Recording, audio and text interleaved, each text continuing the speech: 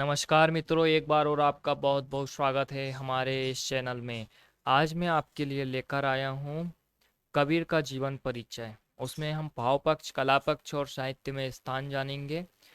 यह कबीर का जीवन परिचय कॉम्पिटिटिव एग्ज़ाम्स की दृष्टि से और एमपी बोर्ड एग्ज़ाम्स और इंडिया लेवल में होने वाले एग्ज़ाम्स एवं जो कॉलेज लेवल में जिसका हिंदी साहित्य विषय रहता है उसके लिए बहुत ही महत्वपूर्ण माना जाता है। तो चलिए स्टार्ट करते हैं देर किस बात की। तो सबसे पहले यहाँ पे मैं बता दूँ आपको कि कबीर जो है, कबीर को सबसे पहले आपको हेडिंग डाल लेना है। आप जिस कवि का परिचय देते हैं, जीवन परिचय लिखते हैं, भाव पक्ष कला पक्ष लिखते हैं, उसका हेडिंग आपको डाल लेना है कुछ इस प्रकार।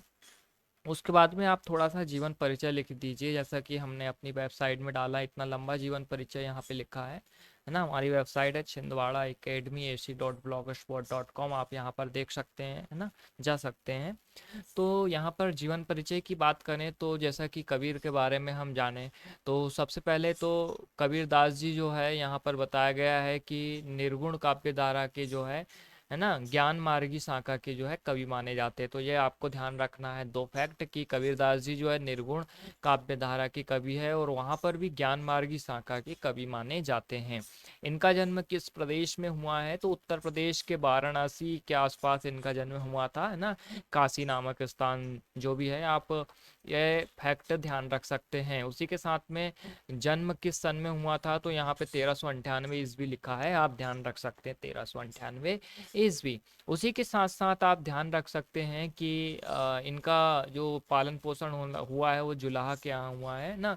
इनकी काव्य रचना से ही पता चल जाता है ना। तो उसके बाद में जैसे और भी जानकारी है कि इनका जो देहावसान हो गया था वो 1528 में हो गया था, है ना। 1398 से 1528 तक इनका रहा था, चला था सफर, है ना। 120 वर्ष की आयु इनकी रही थी। और साथ ही यहाँ पर देख सकते हैं कमाल और कमाली इनके पुत्र और पुत्री का नाम था, और पत्नी का नाम भी यहाँ पे दिया गया है, आप देख सकते हैं ना।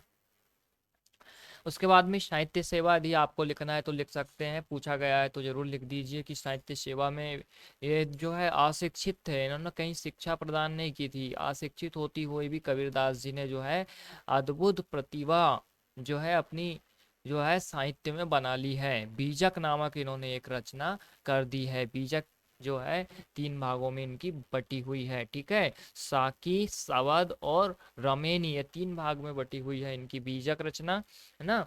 तो जैसे कि यहाँ पे बताया गया है, साकी में उनके जो सिद्धांत, शिक्षा सिद्धांत है, उसका वर्णन दोहा छंद में किया गया है। साकी के अंदर, सवद के अंदर भी जो है कबीर ने समाज सुधार के जो भावना है उनका वर्णन किया है।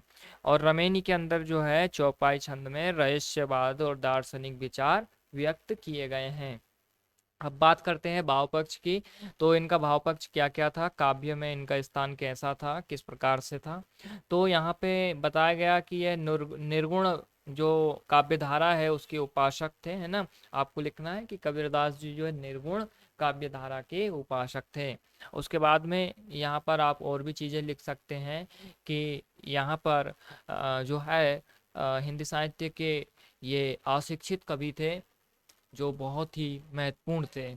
और उसी के साथ थोड़ा बहुत पढ़ के आप यहाँ पे लिख सकते हैं, है ना। इन्होंने एकेश्वरवाद, भारतीय तत्व और योग साधना और हिंसा, सूफियों आदि प्रेम साधना सबको समन्वित रूप से दिखाया है अपने काव्य रचनाओं में, है ना। इस्लाम के साथ जो है सभी को मिला दिया है।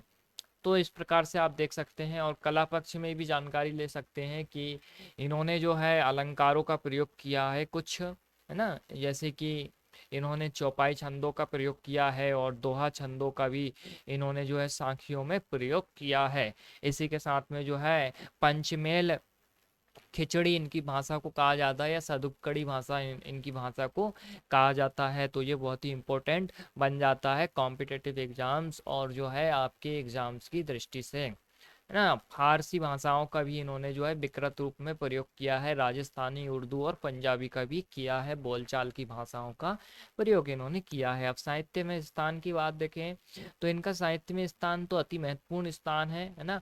जैसा कि इनको जो है द्वारका प्रसाद सक्सेना जी ने लिखा है कि कबीर एक उच्च कोटि के साधक, सत्य के उपासक हैं। और ज्ञान के अन्वेषक थे। तो समस्त साहित्य एक जीवन मुक्त संत के गुण एवं गंभीर अनुभवों का भंडार है। तो इस प्रकार से इनका अति महत्वपूर्ण स्थान हो जाता है साहित्य के क्षेत्र में। आई होप कि आपको बहुत ही अच्छे से समझ में आया होगा कबीर के जीवन परिचय, उनकी रचनाएं, साहित्य सेवा और जो है भाव पक्ष और कला पक्ष। चलिए तो फिर मिलते हैं अगले वीडियो में, जब तक के लिए गुड बाय।